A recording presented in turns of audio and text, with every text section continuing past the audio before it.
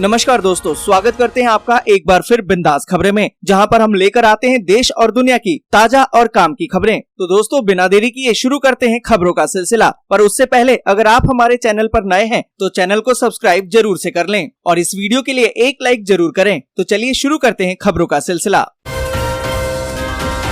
Festive season में RBI का gift, IMPS से ट्रांजैक्शन लिमिट बढ़ी, अब मोबाइल से भी 5 लाख रुपए तक कर सकेंगे ट्रांसफर। अब टाटा की हुई एयर इंडिया, लगाई 18,000 करोड़ की बोली, 68 साल बाद टाटा ग्रुप के हिस्से आई एयरलाइन। भारत की जवाबी कार्रवाई के आगे झुका ब्रिटेन, कोविशील्ड की दोनों डोज ले चुके भारतीयों को नहीं होना होगा क्वारंटीन। SBI की डिजिटल सेवा बंद, योनो, UPI और इंटरनेट बैंकिंग सर्विस 120 मिनट तक रहेगी बंद, 2 दिनों तक होगा सिस्टम का मेंटेनेंस। लखीमपुर हिंसा मामले के मद्देनजर पुलिस के सामने पेश नहीं हुआ आशीष मिश्रा, केंद्रीय मंत्री अजय मिश्रा ने बेटे को लेकर दी है सफाई। 100 अरब डॉलर हुई मुकेश अंबानी की संपत्ति, फोर्ब्स की लिस्ट में भारत के 100 अमीर बिजनेसमैन में अंबानी पहले नंबर पर। सुप्रीम कोर्ट ने कहा कि गरीब बच्चे अटेंड नहीं कर पा रहे हैं ऑनलाइन क्लासेस, तो सरकार ले इनकी जिम्मेदारी। सक्रिय केस 205 दिनों में सबसे कम, पिछले घंटे 21,000 मामले आए सामने, केरल में आधे से ज्यादा। पेंशन फंड में हर महीने 1250 की जगह अब जमा होंगे 2,083 रुपए, लिमिट बढ़कर होगी 25,000 रुपए। दिल्ली के सरकारी कर्मचारियों को अल्टीमेटम, 16 अक्टूबर तक कोरोना वैक्सीन नहीं लगवाई तो दफ्तर में नो एंट्री।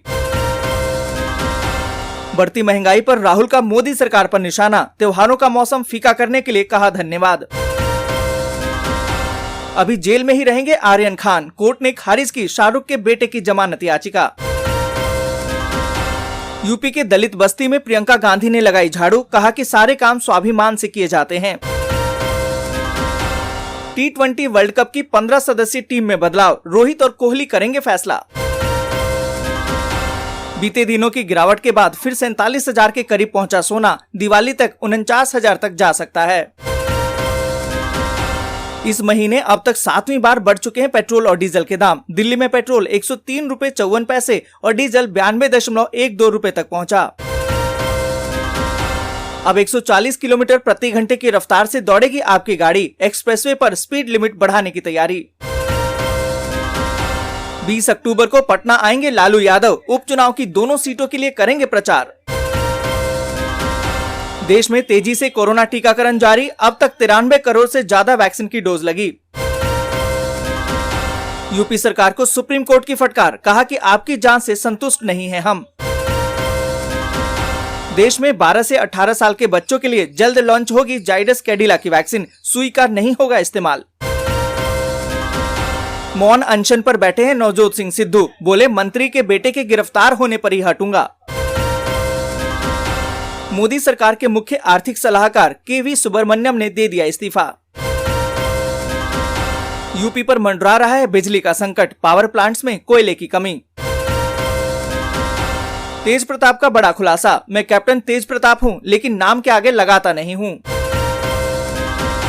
स्टडी में खुलासा, भारत में 19 साल तक की उम्र के लोगों में कोविड-19 की अधिक दर। सीमा पर सहयोग बढ़ाएंगे भारत और नेपाल, दोनों देशों के सुरक्षा बलों के बीच बनी है सहमति। अफगानिस्तान के कुदुंज में शिया मस्जिद में जुमे की नमाज के बीच बम धमाका, कम से कम 50 की मौत। मेड इन चाइना कार पर मोदी सरकार सख्त, एलन मस्क की टेस्ला को दी हिदायत।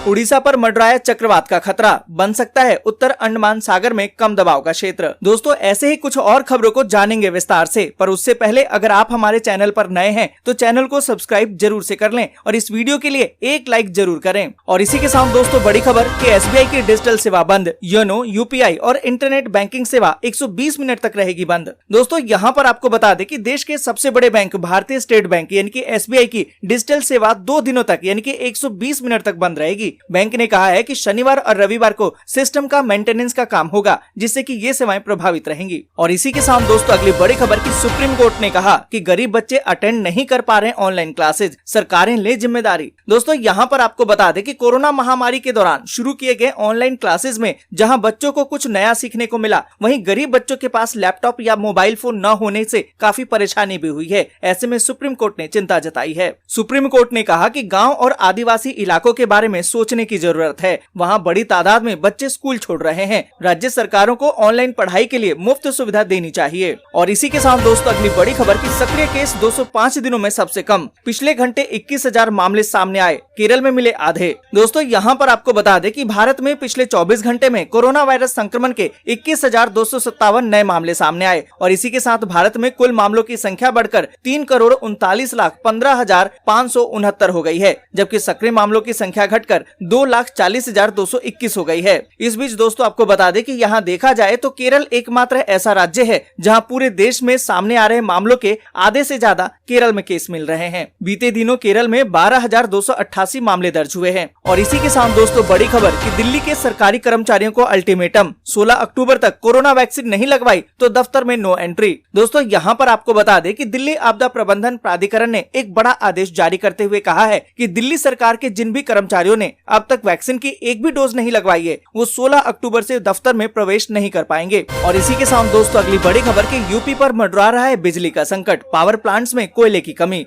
दोस्तों यहाँ पर आपको बता दें कि उत्तर प्रदेश सरकार ने स्वीकार किया है कि कोयले की कमी और उच्च आर्द्रता के स्तर के कारण बढ़ती बिजली की मांग के मद्देनजर बिजली संकट मंडरा रहा है। राज्य के ऊर्जा विभाग के अनुसार देश भर में 16 बिजली परियोजनाओं में से 8 के पास केवल 6 दिनों के लिए कोयला भंडार है, जबकि 109 गैर पिथेर परियोजनाओं में से 25 ने एक सप्ताह के लिए स्टॉक रखे हैं। त्योहारी सीजन के चलते बिजली की मांग लगातार बढ़ रही है। और इसी के साथ दोस्तों अगली बड़ी खबर की स्टडी में खुलासा, भारत में 19 साल तक की उम्र के लोगों में कोविड-19 की अधिक दर। दोस्तों यहाँ पर आपको बता दें कि कोरोना महामारी को लेकर हर दिन नए नए अध्ययन सामने आते रहते हैं। ऐसे में एक और स्टडी सामने आई है जिसमें बेहद अहम जानकारी सामने आई है। भारत में कोविड-19 के मामलों पर किए गए एक अध्ययन में पाया गया है कि 19 साल तक की आयु के लोगों और महिलाओं के बीच संक्रमण के मामलों में वृद्धि हुई है। और इसी के साथ दोस्तों अगली बड़ी खबर की मेड इन चाइना कार पर मोदी सरकार सख्त, एलन मस्क की टेस्ला को दी हिदायत। दोस्तों यहाँ पर आपको बता दें कि इलेक्ट्रिक कार बनाने वाली अमेरिकी कंपनी टेस्ला की मेड इन चाइना कार की भारत में एंट्री नहीं होगी। केंद्रीय मंत्री नितिन गडकरी के मुताबिक इस संबंध में टेस्ला को हिदायत भी दे दी गई है। आपको बता दें कि केंद्रीय मंत्री नितिन गडकरी ने कहा है कि मैंने टेस्ला से कहा है कि भारत में वो इलेक्ट्रिक कारें न बेचे जो चीन में बनाई गई है। आपको भारत में इलेक्ट्रिक कारों का निर्माण करना चाहिए और भारत से कारों का निर्यात भी करना चाहिए। और इसी के साथ दोस्तों अगली बड़ी खबर की उड़ीसा पर मंडराया चक्रवात का खतरा, बन सकता है उत्तर अंडमान सागर में कम दबाव का क्षेत्र।